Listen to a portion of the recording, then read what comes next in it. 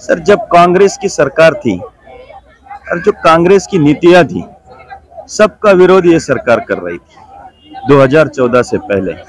और 2014 का अगर मैनिफेस्टो देखा जाए बीजेपी और उनके जो मित्र पक्ष हैं, तो वहां पे कांग्रेस के सभी नीतियों का विरोध यहाँ पे किया गया था।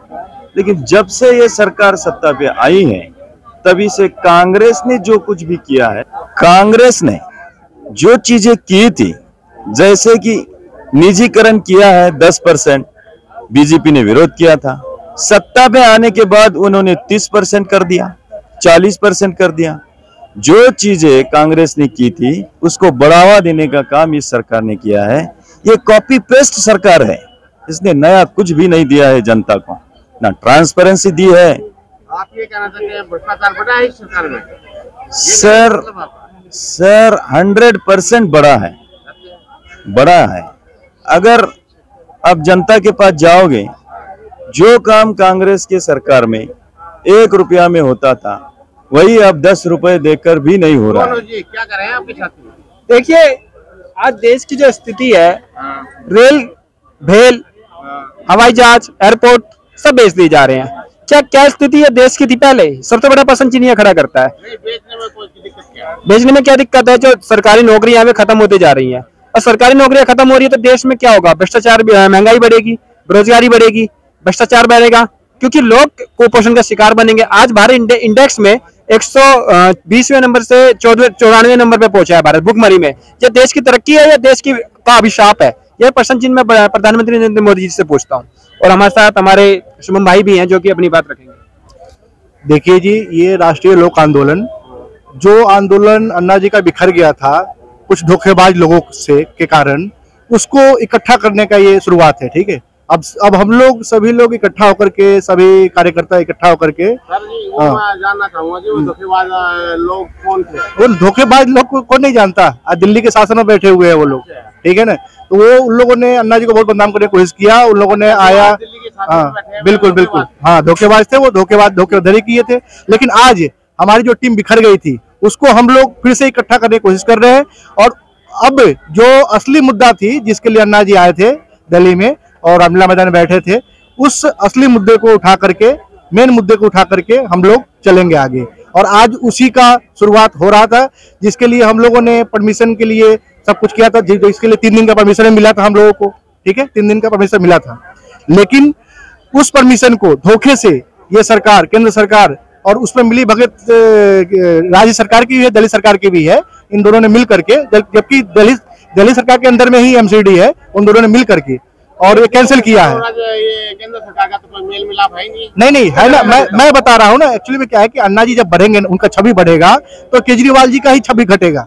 ठीक है, क्योंकि केजरीवाल को अन्ना जी बिल्कुल पसंद नहीं करते हैं, उनके नीतियों की वजह से, उनके मतलब कि भ्रष्टाचार जो भी आरोप लगे उसके वजह से। ठीक है, तो वो जैसे ही अन्ना जी का छवि ऊपर बढ़ेगा और फिर से वो वापसी करेंगे और उनकी आंदोलन की टीम आगे बढ़ेगी, तो केजरीवाल का जो वो छवि डाउन होगा। ठीक है, तो ये सब बातें हैं। इन सब के लिए मैं एक बात तो जरूर बताना चाहूंगा कि हुआ धोखा हम लोग को इस तरह से अभी, कि ये आंदोलन कमजोर पड़ गई, कमजोर किया गया सरकार के द्वारा। परमिशन दे दिया गया था और 3 दिन का परमिशन थी हम लोगों के पास, लेकिन ये मेरे पास अभी रिपोर्ट पड़ा हुआ है। इसमें इसी रिपोर्ट में नहीं, तो वो मैं बता रहा हूँ ना, हुआ क्या हम लोग के साथ, धोखा क्या हुई, ये पहले सुन लो, आप दिखा दो। धोखा ये हुआ कि 3 दिन का परमिशन था, लेकिन एकाएक ये धोखे से ये कैसे बोल दिया कि परमिशन कैंसिल कर दिया गया?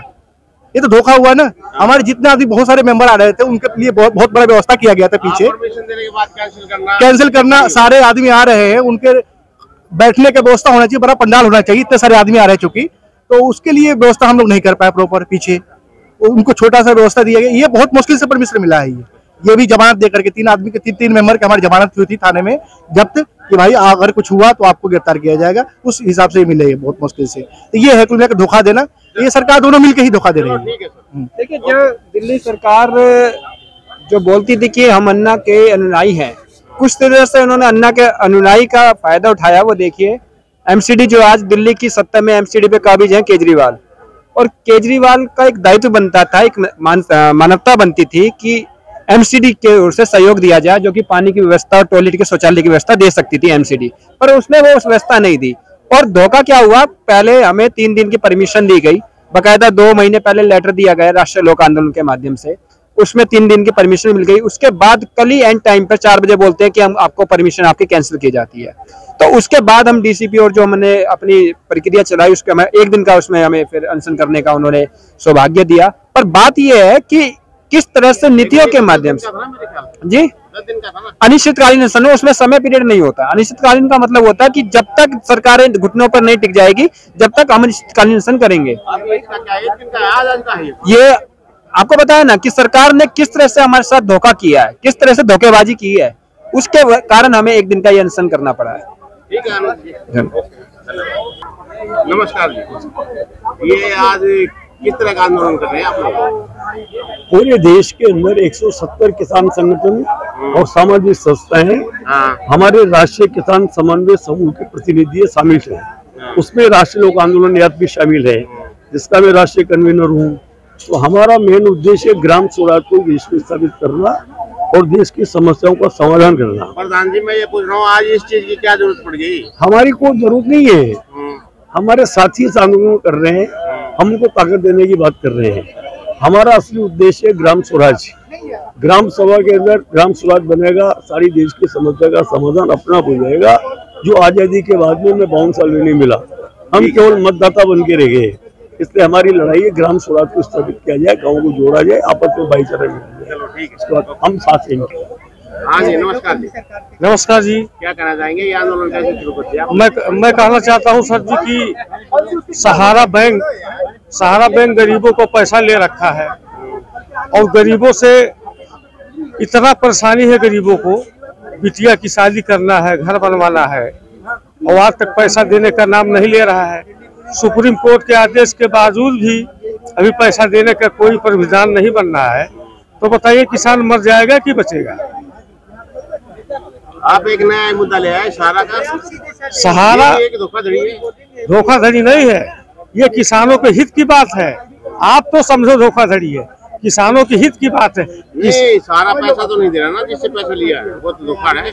सहारा पैसा नहीं दे रहा है, वो तो धोखा बता रहा हूँ। वो धोखा दे रहा है, हम लोग को किसानों के साथ धोखा दे रहा है ना।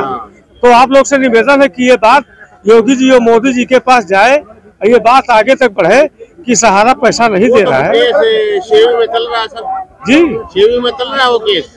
सेवी में जब से चला है तब से कुछ भी आज तक फाइनल हुआ नहीं हुआ। तो अगर सहारा मान लीजिए विदेशी पार्टी है, सेवी ने कह दिया चाहे प्रॉपर्टी बेचो, कुछ भी बेचो, पैसा आपका मिलेगा। ठीक है, पैसा मिलेगा। मान लीजिए लड़की 18 साल 20 साल की हो गई है, हाँ ये मुसीबत है।